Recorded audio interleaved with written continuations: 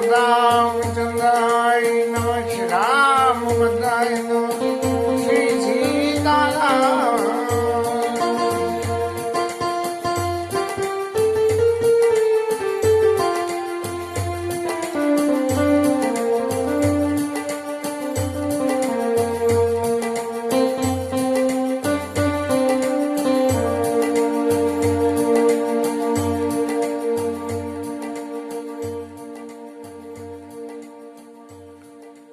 कल के कथा विश्राम में भरत जी का कौशल्या अम्बा के पास में आना और भरत जी को अपने ऊपर सारे इस प्रकरण में दोषी मानते हुए अपने ऊपर सारे आरोपों को ले लेना, ऐसा सुन के कौशल्या मैया उठी और बहुत संवार के भांतु भरत के बचन मृदु और सुन पुनि उठी संवार के उठी। संवार के कैसे उठी कि पहले झाई आ गई थी और दूसरी बात ही संवारने की ये भी हो गई कि जो उनका ज्ञान तत्व जो था वो हमेशा भगवान से वरदान में मांगा था, कब नहीं जो मिटे ही नहीं ज्ञाना, कि ज्ञान कभी मेरा खत्म नहीं हो। तो ऐसे ही इस ज्ञान के वशीभूत होकर के भरत जी जिसने के कुछ अभी तक किया नहीं है, जिसको कुछ घटना तक नहीं मालूम है, और वो व्यक्ति जो है सारा लांछन अपने ऊपर में ले रहा है, तब उसके साथ में हमें क्या व्यवहार करना चाहिए, इस व्यवहार को समझने के सुन पुनि उठी संभार। और फिर उन्होंने भरत जी को उठा के अपने हृदय से लगा लिया और नेत्रों से अश्रुधार उनके बहने लगी। सरल स्वभाव माय लाए, अतीत मनो राम फिर आए। इतनी सरल है कौशल्या मैया कि उन्हें बिल्कुल ऐसा लगा कि जैसे रामचंद्र जी लौट के वन से वापस आ गए हो, ऐसा महसूस हुआ। संत लोग कथाओं में जो मैंने सुना है उसमें कहते हैं कि कहीं ने भरत जी को कौशल्या मैया की गोदी में डाल दिया और कौशल्या मैया ने राम जी को कैकेयी की गोदी में डाल दिया था। और जब ऐसा कोड़ी के संग में जब संवाद का नंबर आया तो प्राण ते अधिक राम प्रिय मोरे और तिनके तिलव क्षोभ कस्तूरे, ऐसी बात कैकेयी मैया ने कोड़ी से कही थी। तो ये जो है अतीत मनो राम फिर आए, बिल्कुल भरत जी को पुत्र के सामने पुत्र ही मान के राम लौटी आए हो। और भेंटे बहुरी लखन लघु भाई, और तब शत्रुघ्न जी को मिली। शोक सुने न हृदय समाई, हृदय में जो शोक है वो समा नहीं रहा है। इस तरह से कौशल्या मैया ने माता भरत गोद बैठारे, आंसू पहुंच मृद बच्चन उचारे, अपनी गोदी में बिठा लिया और बिठा के उनके आंसुओं को पहुंच के और वचन बोली, अजय हो बच्चे बली धीरज धरो कुसुमय समूजी शोक परियारऊ। क्योंकि राजा सुरपुर चले गए हैं। ये एक ऐसा विघ्न हो गया कि जो बिनी अवतरेशु जब कोई काई न होई कलेशु, कि ऐसे ही अचानक जब राजा चले गए हैं तो ये बहुत कुछ खेल तो थोड़ा गड़बड़ हो ही गया, लेकिन इस सब खेल के गड़बड़ होने के बाद भी कौशल्या मैया कह रही हैं, आ जाऊं बच्चे बोले धीरज धरो, अपने हृदय में धीरज धरो और क्या करोगे, कुछ समय समझ शोक पड़े रहो, ये हमारा बुरा समय है, ऐसा समझ के अपने हृदय में धीरज धरो और किसी के ऊपर लांछन लगाने का या किसी के ऊपर कटाक्ष करने का ऐसा कोई प्रयास मत करो।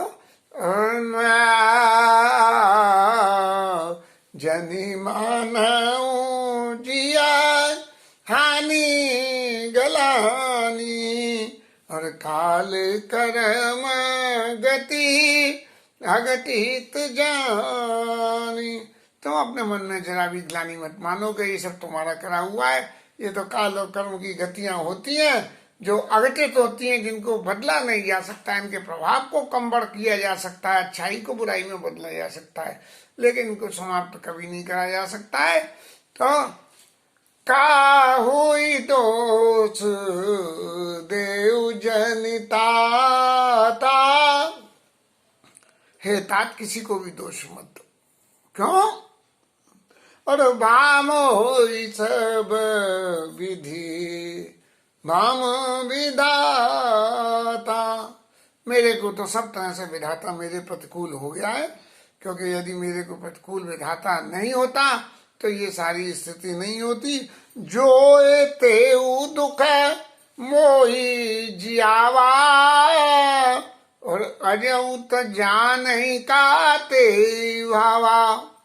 जो इतने दुख के पति चले गए, पुत्र वन में चले गए, पुत्र वधू चली गई, तुम इतना अपने ऊपर ग्लानि मान के लांछन ले रहे हो, इन सब के बाद भी मैं जिंदा हूँ, तो इससे ज्यादा और ये कुछ नहीं कह सकती कि विधाता को इससे ज्यादा और क्या मंजूर है।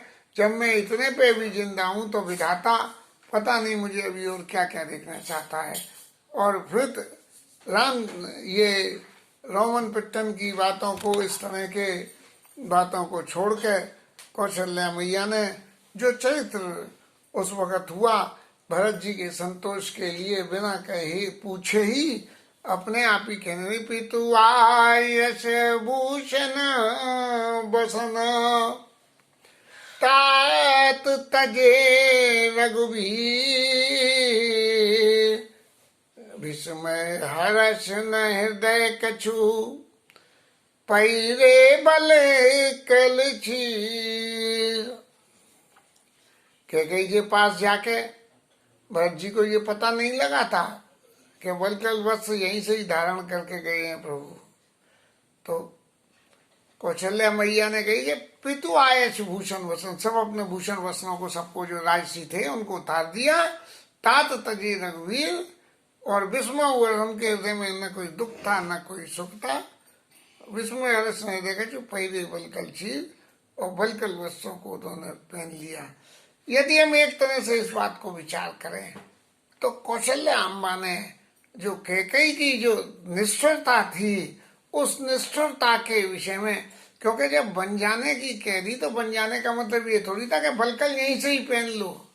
वन में जाके रहना है, जब वन में पहुंच जाओ तभी तो एप्लीकेबल होगा वो सबरा वेश।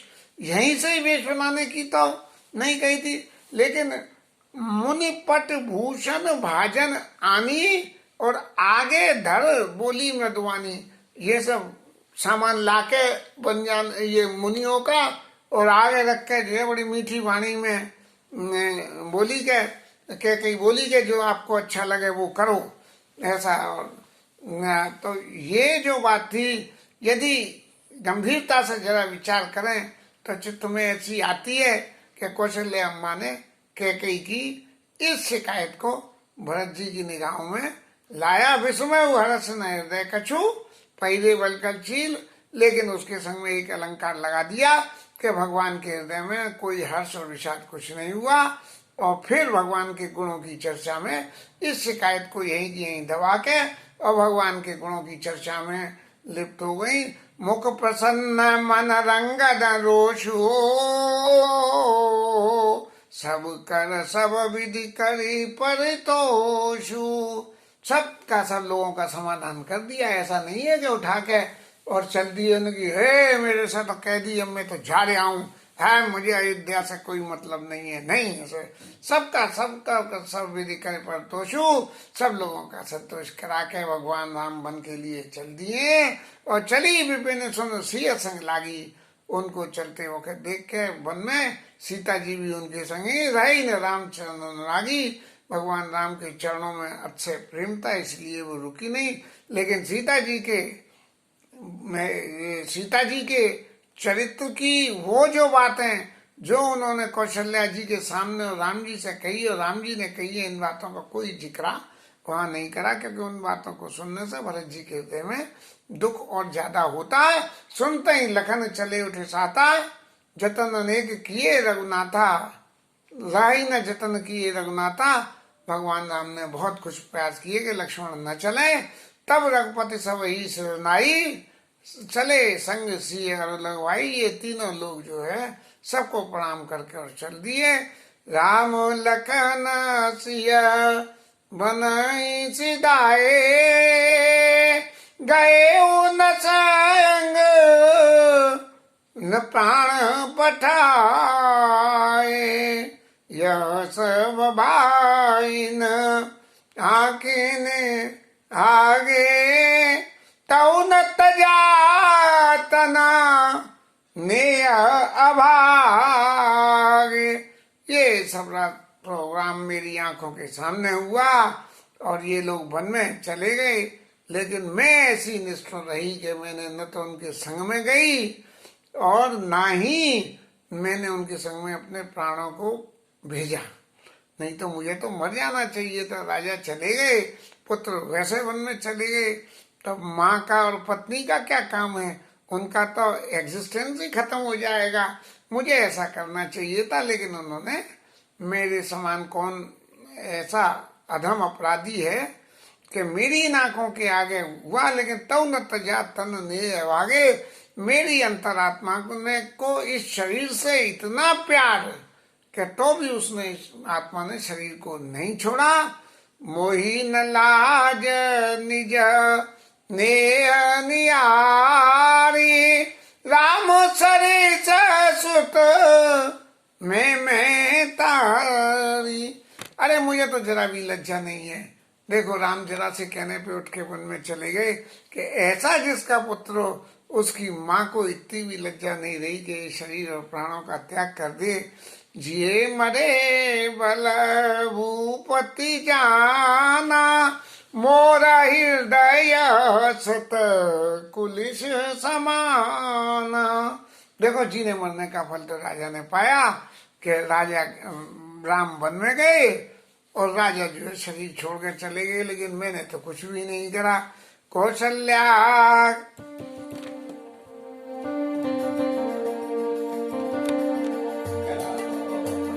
कौशल्या के वचन सुने, भरत सहित रनिवास। व्याकुल बिलवत राजगृह, मानव प्रेम मानव शोक निवास। कौशल्या मैया के ऐसे वचनों को सुन के और पूरा रनिवास और भरत जी समेत सब लोग इतने दुखी हो गए कि जैसे बिल्कुल कौशल्या जी के महल में शोक का निवास स्थान ही बन गया हो, कि वहाँ हर समय शोक रहता है। दास दासी सब जो है वो शोक कर रहे हैं। उठा के कौशल्या जी बिल्कुल विकल भरत दो भाई कौशल्या लिए हृदय लगाई। कौशल्या मैया ने उन्हें हृदय से लगा लिया और मैं बढ़ता हूँ सकल माँ तो सकल समझाई। भरत जी ने फिर सब माताओं को और कई पुराने श्रुति कथा सुहाई, पुरानी पुरानी बातों को कह के कथाओं की जो शास्त्रों की कथा थी उन्हें कह के इन सबको समझाने का प्रयास किया कि देखिए पति के जाने के बाद पत्नी का क्या क्या फर्ज होता है, इसलिए माता जी आप ये यहाँ से शरीर को छोड़ के जाने की बात मत कीजिए, क्योंकि उनके जाने के बाद आपकी जिम्मेदारी बहुत ज़्यादा हो जाती है। इसलिए आपको ऐसा नहीं करना चाहिए। छल भी नहीं भरतों सकल मात समझाई, कई पुराने श्रुति कथा सुहाई। और फिर भरत जी के जो चरित्र को उजागर करने के लिए गोस्वामी जी ने लिखा है, चली भी न सची शुचि सरल सुबानी, बोले भरत जोड़ी जुग पानी। बिल्कुल छल से रहित। भरत जी के मन में किसी प्रकार का छल नहीं है, और छल नहीं होने से जो इस सारी घटना का लांछन सामाजिक रूप से उनके ऊपर आता है, उससे जो उनके चित्त में क्षोभ पैदा हो रहा है, और उस क्षोभ को मिटाने के लिए भरत जी ने जो वचन कहे हैं वो बहुत ही अतिशय मार्मिक वचन है और वो वचन इस बात का सबूत देते हैं कि जीवन में व्यक्ति को अपने आप को निर्दोष सिद्ध करने के लिए कहाँ तक जाना पड़ता है।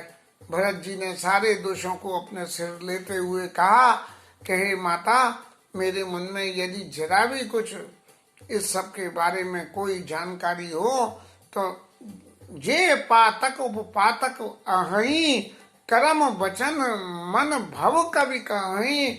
इस संसार में पातक उपपातक जो भी कुछ हो, कर्म से वचन से और मन से होते हो, ते पातक मोई हो विधाता, जो यह हो मोर मत माता।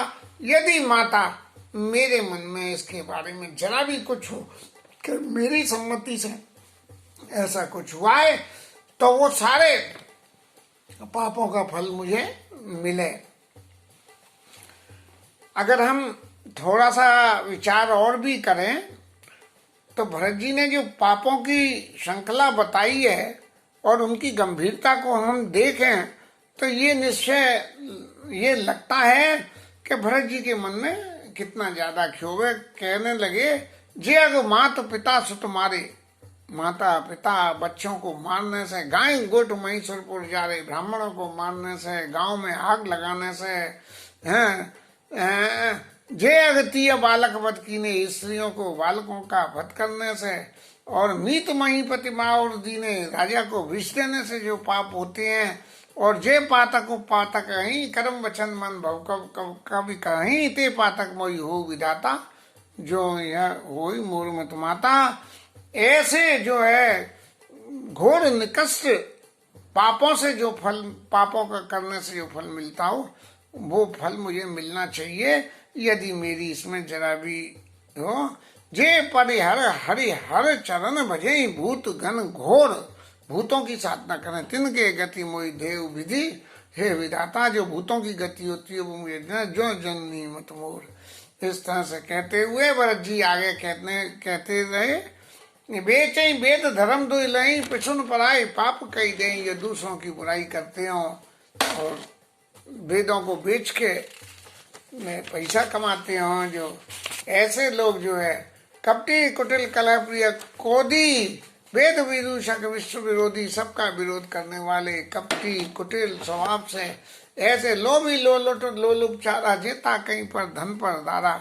माने संसार के जितने भी पाप यदि कुछ हो सकते हैं उन सबके नाम गिनाने के बाद भी भरत जी ने एक बात कही, तज सुत पंथ वाम पथ चलई, जो नीति के मार्गों को छोड़कर विपरीत मार्गों पर चलते हैं।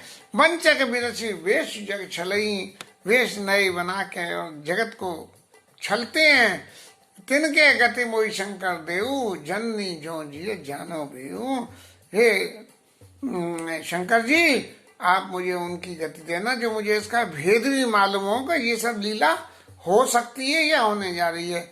मातु भरत के बचन सुनि साचे सरल सुभाय, कहत राम प्रिय तात तुम सदा बचन मन काय। भरत जी के ऐसे सच्चे वचनों को सुन के और कौशल्या मैया कहने लगी कि आप तो हमेशा से ही राम के मन वचन और कर्म से प्रिय हो, इसलिए ये कोई भी फॉर्मूले जो आप बता रहे हो आपके ऊपर में लागू नहीं होते हैं कि आपको इन पापों का फल मिलना चाहिए।